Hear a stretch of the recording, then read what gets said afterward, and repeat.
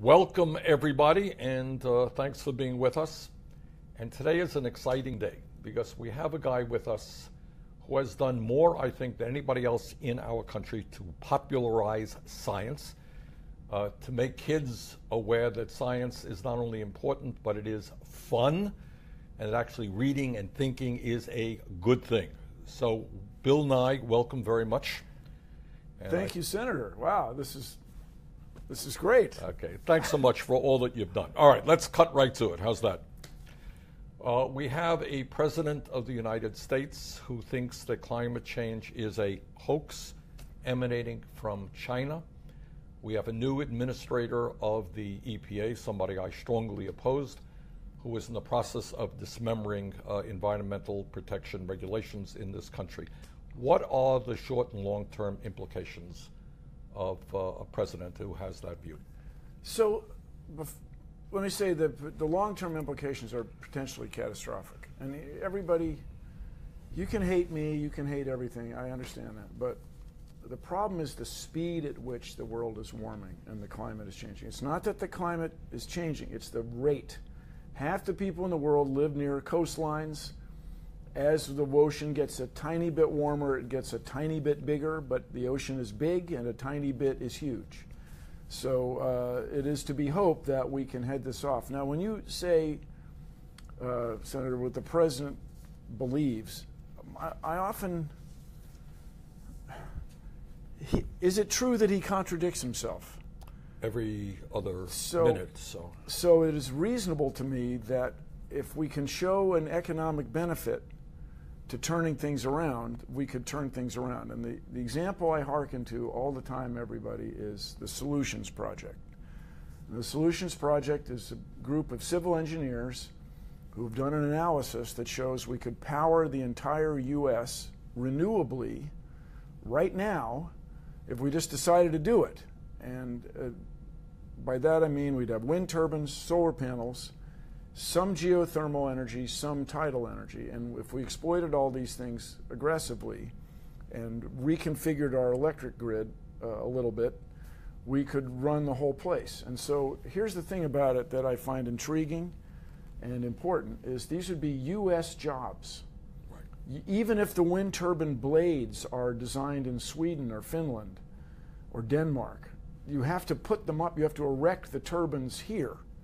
And these are going to be U.S. No question jobs. about it. So here's what I'm saying. Yeah. If we can get people on that side of this issue to look at it in just even the medium term, they will see that from an economic point of view, there's a huge opportunity here. But before you even get there, and I absolutely agree with you, I have colleagues right here in the United States Senate who say, well, you know, yeah, it looks like it is, the earth is getting a little bit warmer, but, you know, these things have always gone on, and, you know, we got hot spells and we got cold spells, and the science really is not clear. There are always two sides of the story. No, Tell me why they are wrong. Well, the science is settled, everybody. Sorry, it's 97%. I watch Fox television. They don't agree. So that's the one thing that really is hard for me about Fox News is the denial of climate change in science. The other stuff, many of the other things they assert are troubling, but that one is the one that just crosses the line for me.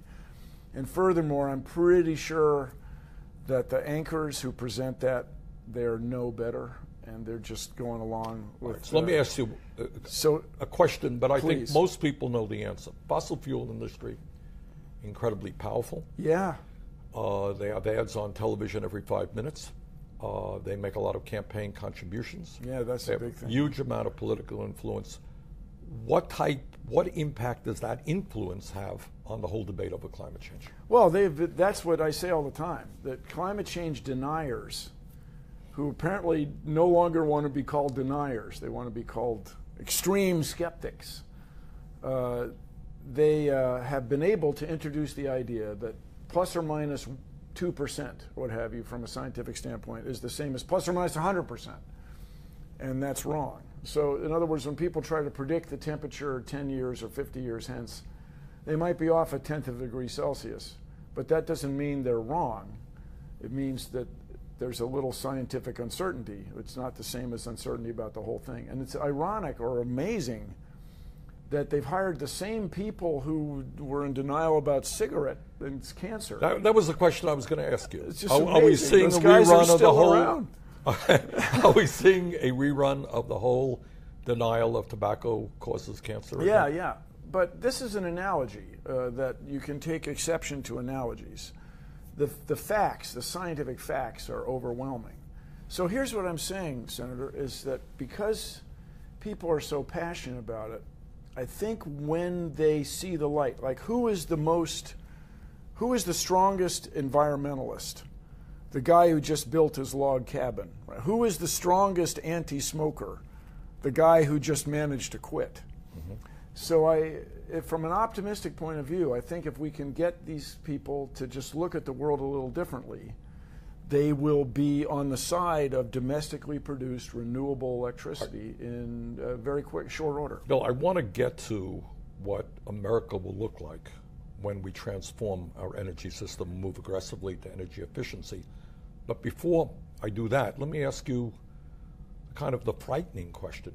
What happens if we don't do that? What happens to my kids and my grandchildren? Well, yeah, your grandkids. What kind of planet are they going to inherit if we don't act aggressively? What's going to happen. In the developed world where we are, we will build seawalls.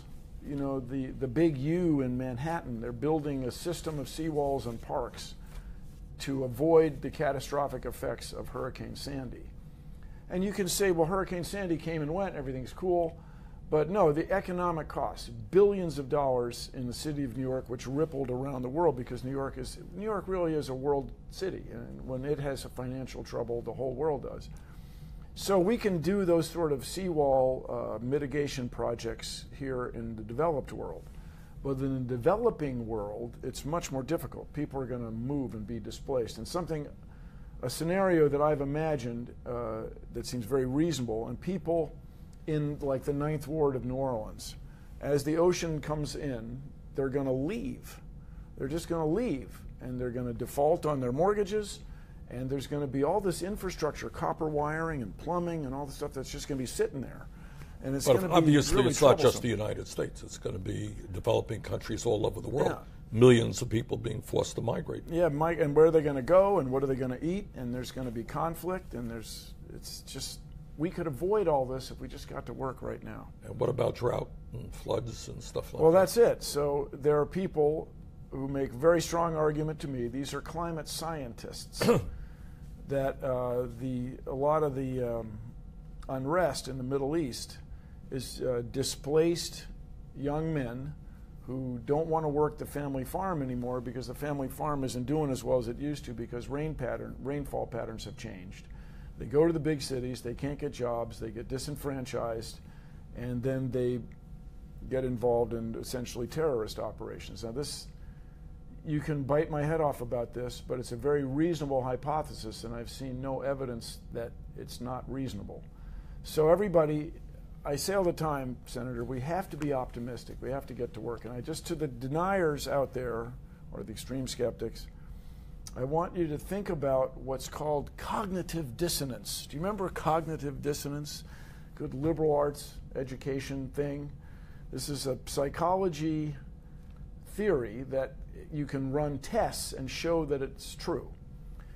The guy who really suffered from cognitive dissonance is the fox and his grapes.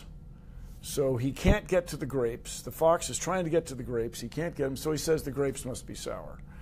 And he says that to him, or she, to herself, so that she will not have this conflict in her mind as a vixen, as a fox, a female fox.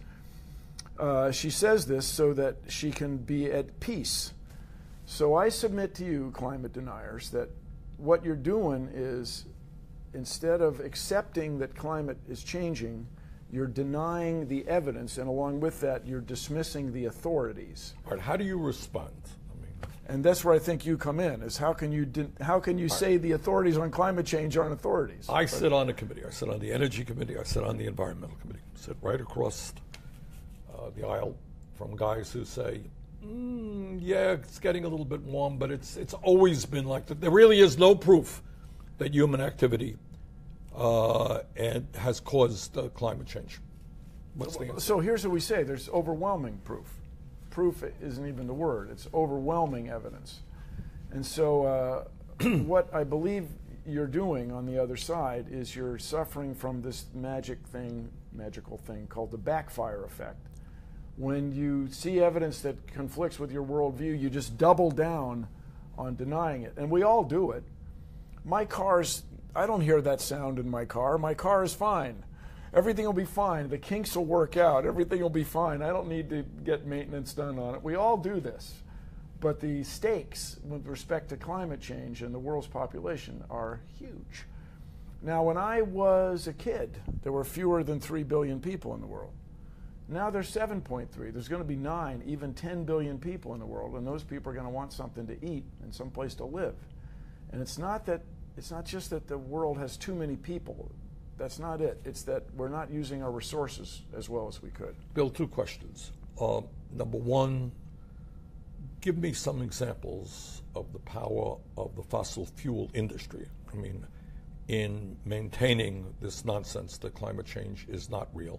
And then I want you to talk about what does this planet, what does this country look like when we transform our energy system? You know, the success of the fossil fuel industry is amazing to me. Now, I have been to the tar sands. Have you been there? No. In Fort McMurray, Alberta. And this is the tar sands influenced the building of the XL pipeline, and then not too far from there, the Dakota pipeline. Right. You guys, the scale of it is literally hard to imagine. I was in a helicopter doing television, and you can't see the end of it. A quarter of the province of Alberta, which is comparable in size to most of Montana, is now denuded. The forest has been scraped away, and this tar there's the fossil fuel industry, for example, has tried to promote the idea that it's called oil sand. But it's tar, everybody. It's tar. It sticks to your boots. I mean, it's tar.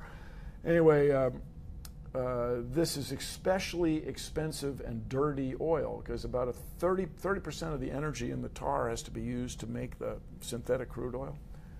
And it makes a Canadian citizen the biggest carbon footprint in the developed world. Without the tar sands, a Canadian citizen does pretty well in carbon footprint.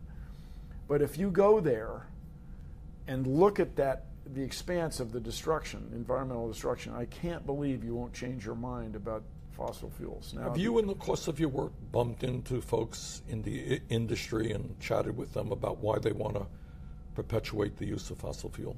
Well, here's what I think it is, Senator. I met this engineer who works for Shell Oil, and this is what his family has always done. And I will say, I'm an engineer, I'm a mechanical engineer, but chemical engineers like to solve problems and make things. So they make plastic, which we all depend on. I mean, our clothing, our textiles, the ink on these coffee mugs, everything depends on our ability to make unique molecules that wouldn't otherwise occur in nature. And so I think people, from an engineering standpoint, get caught up in just solving problems. But the guys who own the companies, well, that's what they're caught up in making a lot of money. Well, they make a lot of money, and as I told the people at Exxon in 1994, when I did a job with Exxon and Ellen DeGeneres and Walt Disney Company, you guys should be in the energy business, not the oil business. And if if fossil fuel companies use their resources, the money, to go into these different businesses, they would get even richer. That's my claim. All right, what is the potential? Let's start off with energy efficiency. I know in Vermont we have made some progress in cutting back on the consumption of electricity. We've made our buildings, our farms more energy efficient. Huge opportunities, you guys. Say a word about that.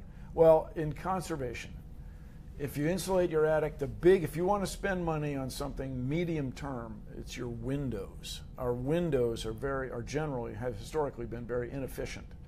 You know, it's a hole in the wall with a conductive piece of something that conducts heat, right? The piece of glass. If you put in double or even in Vermont triple pane windows with a inert gas in between, low emissivity, this metal flame sprayed glass, you will save a lot of money for free. That is to say, you don't have to build a bigger furnace, you don't have to buy more oil, but it's a long-term thing. It's like buying a car. So it's an investment today which will pay off in the short term, actually. And so, to this thing, there was this, it sounded to me arbitrary, Senator, where people want to cut 2 regulations for every regulation that exists. Why? Well, who came up with that number? Due respect. But why this seems just somebody like made it up. You want, regulations are like a machine. You want all the parts you need, but no more. Is that accurate? Yes. But you don't just start taking parts off the machine just 'cause. Now, I grew up in the city of Washington, in the city limits of Washington, Senator, and I remember when the Potomac River was just this deadly thing. You didn't even go near it. It smelled terrible, and the Potomac Electric Power Company killed fish all day because the second law of thermodynamics constrains you to cool off the back end of your turbine. And so the hot water just killed, there were just dead fish all day. And so we don't have to do that, everybody. The reason there aren't as many dead fish now is because we have regulations. It's not a bad thing, it's a thing. And why the air in California is so so a little much bit cleaner than in it New York used to City. be. All right, let me ask you this. Talk about transportation. What amazed me, Now, I didn't cue you on this, but I'm driving a Chevy Bolt now. Bolt with a B like Bravo, all electric, 232 miles. I can drive to Palm Springs and back. You have a range of 232 miles on it? Yes, okay. U.S. built car that's from the old industry. All right, but the potential is funny. I was at the Henry Ford Museum in, I think, Dearborn, Michigan. Veritable place. And I asked the guy there, tell me, what would the original Model A get? I think it was like 14 or 15 miles per gallon. There are people driving cars today we have that don't do a hell of a lot better than the first cars on the road. What is the potential of transforming our energy system? So we didn't discuss this. No, we did not. So what we want to do, everybody, is electrify all ground transportation, cars, trucks, trains, all of it. Well, that would be really hard, sort of. Okay, so I'm driving an electric car. I will go to another big city, New York, on the electric train, and we can do this. Everybody, after you drive an electric car, you'll never go back. You just never go back. Right, but the goal then is to make those cars affordable. Affordable. So the Chevy Bolt comes in now with it, albeit with the incentives, under $40,000, and people spend $40,000 on cars. I mean, it's a huge amount of money, but people spend that on cars all the time. And your fuel is now cheaper than gas. Yes, so in California, right, at current prices, it costs about 1/4 as much to run an electric car as a gas-powered car. And by the way, everybody, there's no maintenance. Well, we want to sell you the oil change maintenance. No, there's no oil to change. There's tires, and you rotate the tires, and windshield washer fluid. Those are your maintenance costs. All right, despite the very strong opposition of the fossil fuel industry and their paid representatives here in the Congress, we have made some progress in moving to sustainable energy. A hell of a lot more solar, wind turbines, geothermal. Talk a little bit about how we have to transform our energy system and what it looks like in the future. This is a great question. So imagine, what a roof looks like. We all know what a roof looks like. Imagine all the roofs are solar panels. They're that dark blue, or maybe in the future they'll be even darker, and everybody will make electricity everywhere. And so you can hate Senator Sanders, you can hate me, you can hate everything, you can just be a miserable hater person. But when you get an electric bill in California, which doesn't have especially cheap electricity, when you get an electric bill for $10 every 60 days, that's just fun. Okay, that's just fun. Just look at it that way. So imagine a future where virtually every big building, Walmarts, factories, warehouses, all have solar panels on the roof oriented in our country a little bit south. We get enormous amount of electricity from these systems, and then we have to create, and it's not that hard, we can do it, create an electric grid that can accept all this energy that's produced in a distributed fashion rather than a concentrated fashion. And so also, if you're an engineer out there, if you're a young person in engineering school right now, I love you, but if you want to get crazy rich, make a battery that's even a little bit better than we have now. And then we have the storage problem, which should be solved locally. So at the Solutions Project, by way of example, the engineers strongly believe that we don't have to work that hard to solve the storage problem, that the wind is blowing somewhere, the sun is shining somewhere all the time. We don't use as much energy at night as we do during the day. So the wind blows at night, and we could store this energy this is right now, if we just decided to do it. These are domestic jobs that can't be exported. It's a new industry. Now, correct me if I'm wrong, but my understanding is that the price of solar has, of course, plummeted. Yeah, oh yeah. And it is now competitive in parts of the country. Well, in Iowa, they get a quarter of their electricity from the wind. Right. In Texas, they get, sometimes a year, they get 10% of it. This is in Texas. So I took pictures in Stanton, Texas. There are wind turbines casting shadows on oil pumps.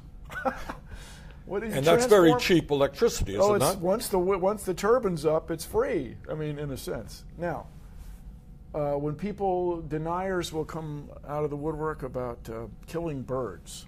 Yes, they just. If you want to kill birds, coal-fired electricity plants are really the way to go. If killing birds is a thing for you, there's nothing better than the exhaust from coal plants.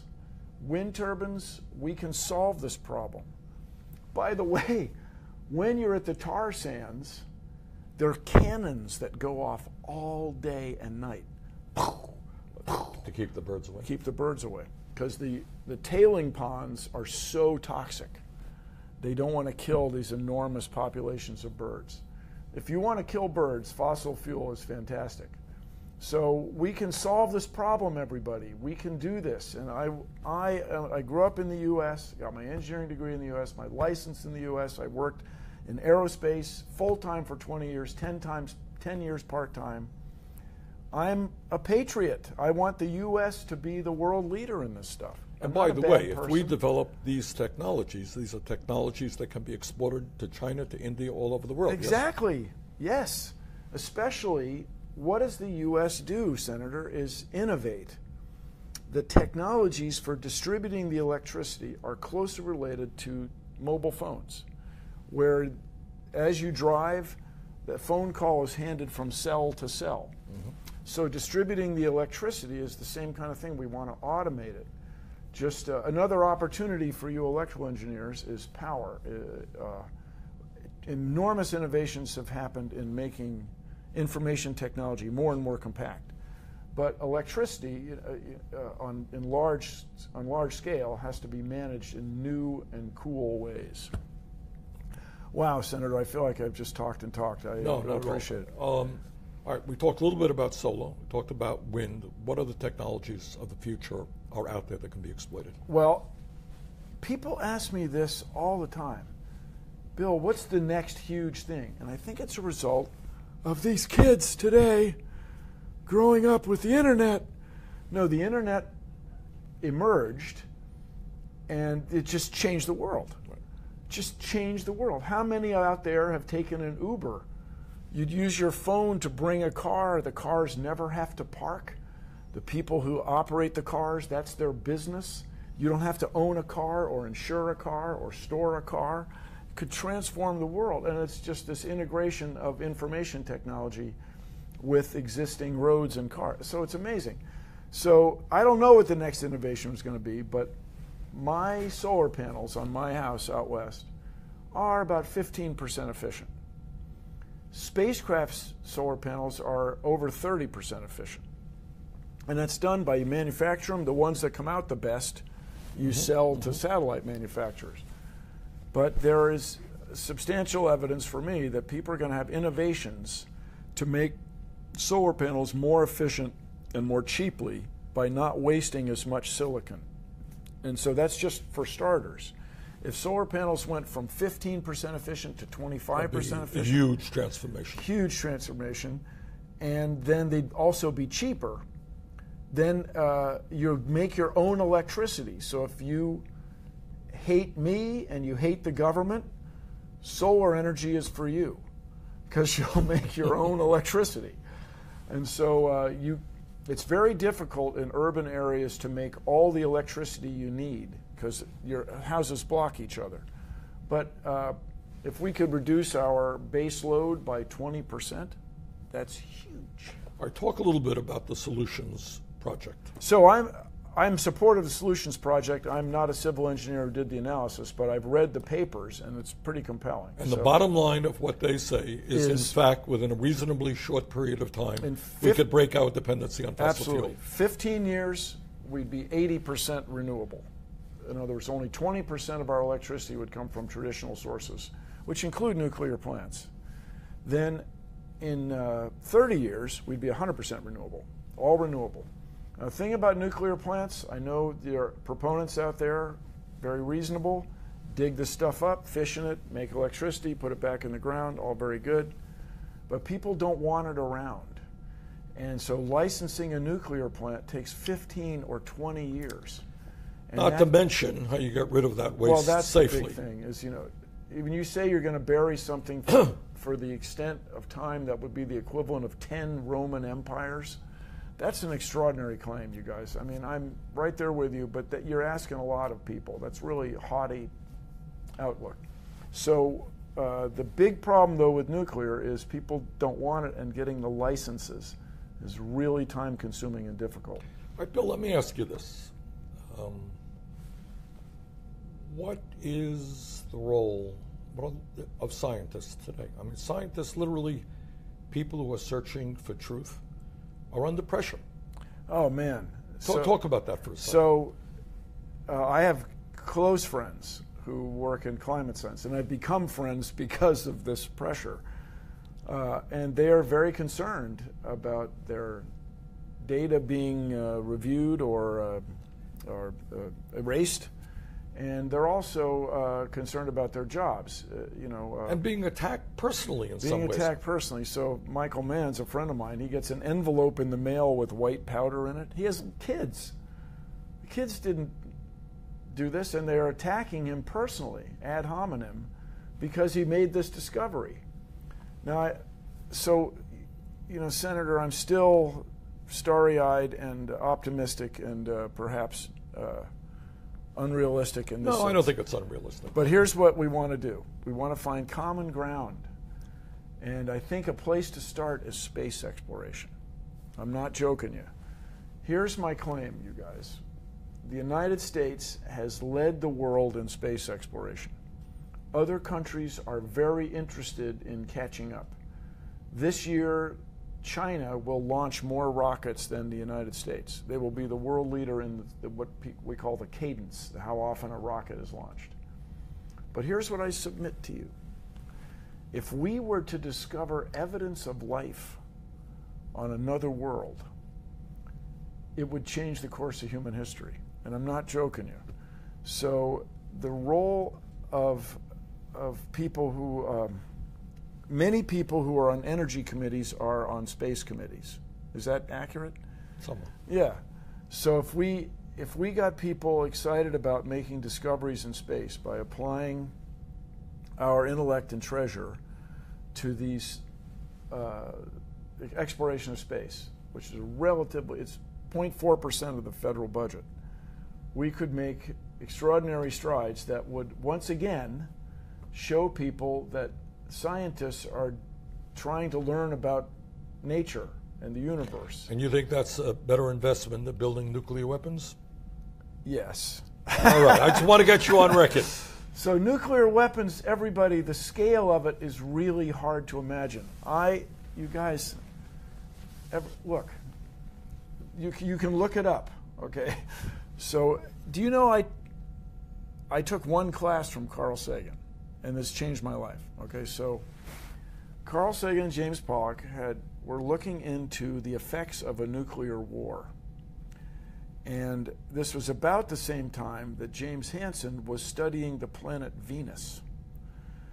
And they realized that they showed quite reasonably that if you set off a bunch of nuclear weapons on the same weekend, you would create this crazy cloud of dust.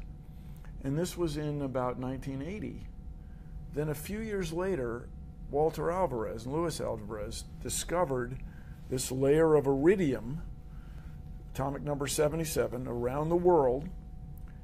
And they went, well, how did this iridium get here? It's very common in asteroids, but not especially common on the Earth's surface because it being such a big molecule, a big atom rather, it sank, the iridium sank to the middle of the Earth when the Earth was molten. So this research into the climate effects of nuclear war and the greenhouse effect on Venus and the discovery of an asteroid that probably wiped out the ancient dinosaurs, this all came together. And that's why James Hansen testified in front of the U.S. Congress in June of 1988 that we have climate change happening and we got to do something about this. So these were scientists working in all different fields, and they made this discovery that we now show is the way the ancient dinosaurs were killed. And by the way, there is no evidence that the ancient dinosaurs had a space program. And so they suffered catastrophic failure. Control-Alt-Delete, as we say in computing. All right, let me end the discussion because I've got to get going. But you're very gracious to listen to all this. No, I could listen to it a lot more, but I got. On this note, what is the likelihood of another major asteroid hitting Earth? So, there are about 100,000 Earth orbit crossing asteroids, and there are many millions of other objects in what might be called near-Earth space. So what we want to do is find them.